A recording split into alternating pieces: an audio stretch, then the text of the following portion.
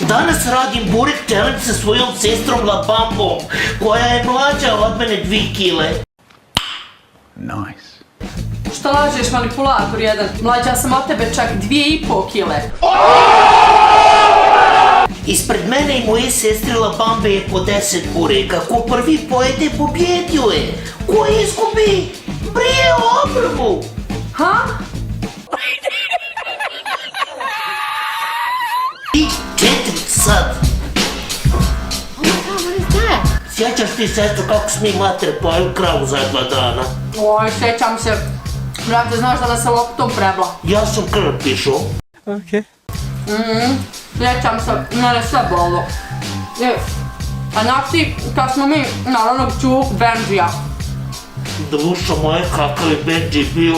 On se na ražnju nije razlikovao ništa od Oh my jajeta. god! A niste ni čuo ništa više od janjeta. Jes bio dobar.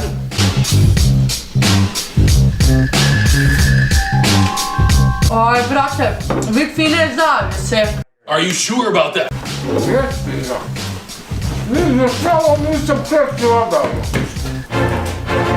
Pa vraćaj bureke, manipulatorko jedna!